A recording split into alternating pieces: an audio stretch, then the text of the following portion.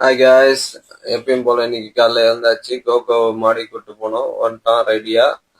சரி வாடா மாடிக்கு போகலான்னு சொல்லிட்டு மாடிக்கு போயிட்டு அவனை எப்பயும் மேலே விட்டு நான் கீழே வந்துடுவேன். இன்னைக்குன்னு பார்த்து சரி அவன் கூட டைம் ஸ்பெண்ட் பண்ணலான்னு அவன் கூட இருந்து அவனுக்கு தடவி கொடுத்துட்டு நெக்ஸ்ட் அப்படியே வாக் பண்ணிட்டு நான் வேடிக்கை பார்த்துட்டு இருந்தேன்.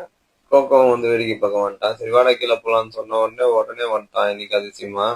சரி கீழே போயிட்டு ப்ரஷ் பண்ணிட்டு தண்ணி குடிச்சிட்டு ஜிம்முக்கு கிளம்பலான்ட்டு வண்டி சேவை எடுத்துட்டு படியில படப்படப்படன்னு இறங்கிட்டு வண்டியை கிளப்பிட்டேன்.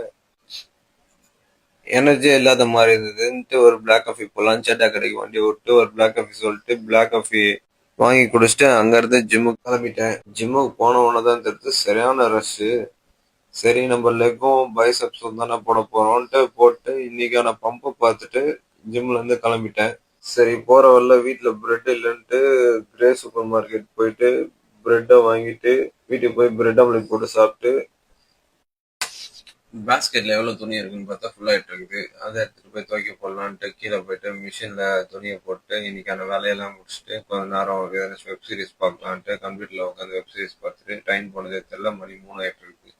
சரி லஞ்சை போட்டு டிவி பார்த்துன்னு சாப்பிட்டு அப்படி கோகோ கூட விளையாட்டு அங்கேயே தூங்கிட்டு இருக்கேன். ஒரு பசங்க கால் பண்ணானுங்க வாடா அப்படின்ட்டு.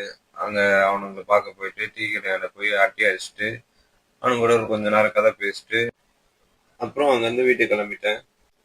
வீட்டுக்கு வந்து துவைச்ச துணியை காய போடுறதுக்கு துணியை மேலே எடுத்துட்டு போய் காய போட்டு வேலையெல்லாம் முடிச்சுட்டு மாத்திரை போட்டு படுத்து தூங்கிட்டேன்.